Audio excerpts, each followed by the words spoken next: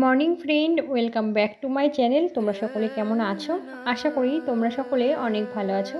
তোমাদের ভালোবাসা ও আশীর্বাদে আমিও অনেক ভালো আছি। আর আজ ছিল শ্রাবণ মাসের শেষ সোমবার। তো আজকে দেখো সকাল সকাল কিন্তু একদম স্নান করে ফ্রেশ হয়ে নিয়েছি। আর আজকে যাব মন্দিরে।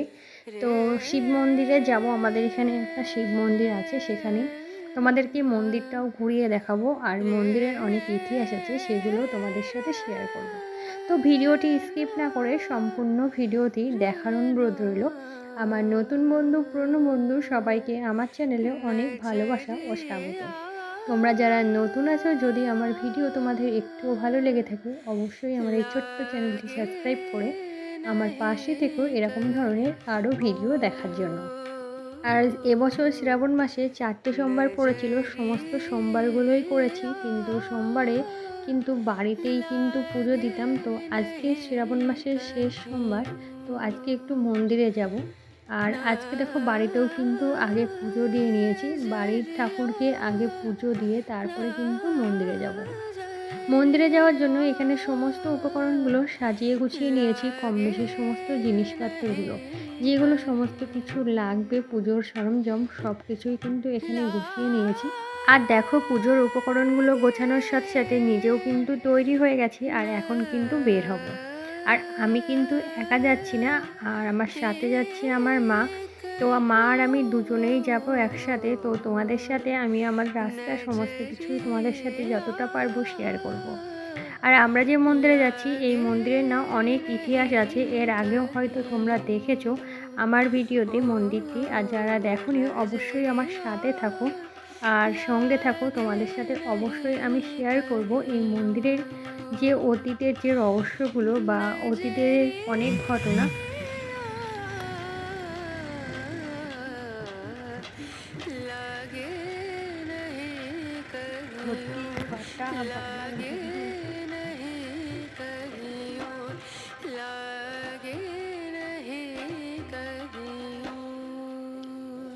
বলো কোথায় যাচ্ছ?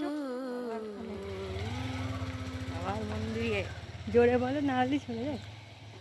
কোথায় যাচ্ছ? বাবার মন্দিরে।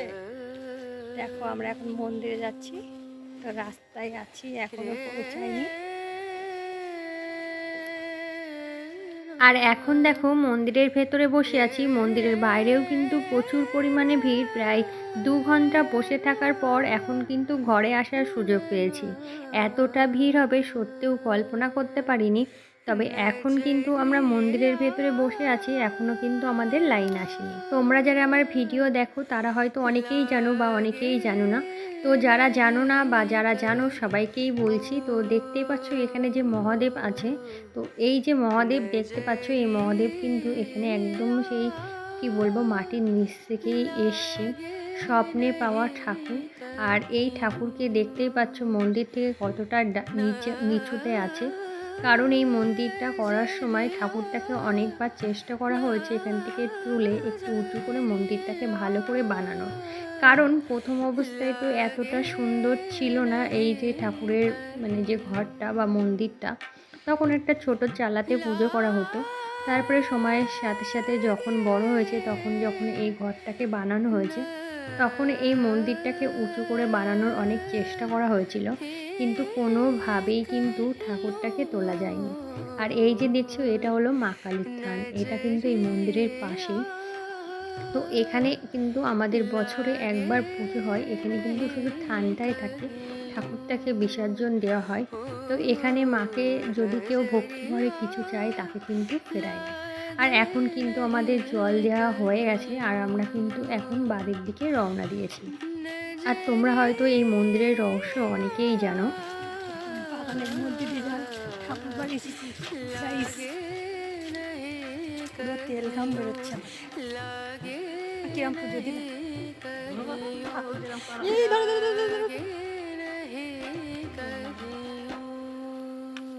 দেখো গাইস প্রচুর ভিড়, আর সেই ভিড়ের মধ্যে দিয়ে পুরো নাজেহাল হয়ে গেছে, পুরো গরমে আত্মহারা।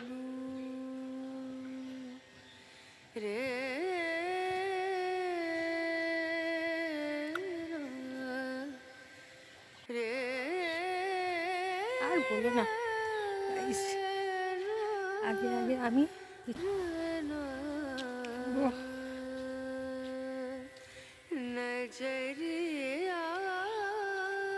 বলো।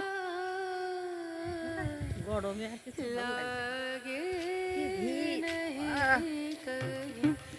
আস্তে আস্তে 2 ঘন্টা, হ্যাঁ গাইস এই 2 ঘন্টার বেশি লেগে গেছে।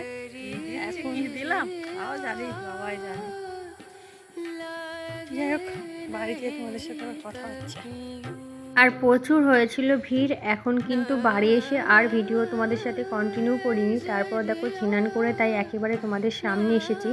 আর সারাদিন তো উপোস, এখন তো কিছু খেতে হবে। তো মানে জল দেওয়ার পর এখন কিন্তু আমরা জল ফল এগুলোই খাবো।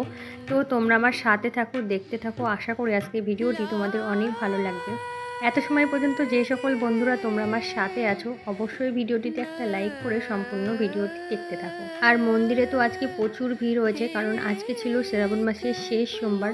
তো আজকে তো ভিড় হবে, সেটাই স্বাভাবিক ছিল। আর এখন দেখো আমরা এখানে বসে ফল জল খাবো। তো মা এখানে বসে গেছিলো, সেটাই কিন্তু আমি বলছিলাম। আর তোমরা যারা আমার অনেক পুরনো ফ্রেন্ড, তারা তো অবশ্যই জানো এই মন্দিরটার কথা। আর যারা জানো না তাদেরকেই বলি। তো এই মন্দিরে যে ঠাকুরটাকে দেখলে, এই ঠাকুরটা কিন্তু অনেকটাই জাগ্রত। আর আমাদের এখানে অনেক দূর দূর থেকে কিন্তু এই মন্দিরে পুজো দিতে আসে। বলতে পারো অনেক দূরের গ্রাম থেকে এখানে কিন্তু পুজো দিতে আসে, কারণ এখানে অনেক রোগ ব্যাধি অনেক কিছুই কিন্তু সেরেছে। আর তার থেকেও বড় কথা হলো মানুষের মনের বিশ্বাস। তো মানুষের ভীষণ বিশ্বাস এই মন্দিরটা করে। আমরা প্রত্যেকেই কিন্তু জানি যে ভগবান সব জায়গায় সমানভাবে বিরাজমান। আমরা বাড়িতেও যদি ভক্তিভরে মহাদেবকে ডাকি, অবশ্যই তাকে সাড়া পাবো। তবুও কিন্তু আমাদের মনকে শান্ত রাখার জন্য বা শান্ত করার জন্য আমরা মন্দিরে যেতে বেশি পছন্দ করি। তো সেই কারণে কিন্তু আমরা প্রত্যেকেই চাই যে মন্দিরে যেয়ে বাবাকে ডাকতে, পুজো দিতে। তো তেমনই আজকে যেহেতু শ্রাবণ মাসের শেষ সোমবার ছিল, প্রত্যেকটা সোমবার পালন করা সত্ত্বেও আজকে কিন্তু গেছিলাম শ্রাবণ মাসের শেষ সোমবার মন্দিরে পুজো দিতে। আর এই মন্দির থেকে এমন অনেক অজানা অচেনা অনেক রোগ ব্যাধি কিন্তু ঠিক হয়েছে, অনেক মনস্কামনাও কিন্তু মহাদেব পূরণ করেছে। তো যাই হোক, আমি এর আগেও অনেকবার গেছি, আমরা তো প্রায়ই যাই। আমার বাড়ির একদমই পাশে মন্দিরটা, খুব বেশি দূর না। শিবরাত্রি থেকে শুরু করে তোমরা এর আগেও দেখেছো আমার ভিডিওতে, আমি এই মন্দিরে অনেকবারই গেছি। আর সব থেকে বড়ো কথা, ঠাকুরের যে রহস্যটা না, সত্যি এটা একটা রহস্য।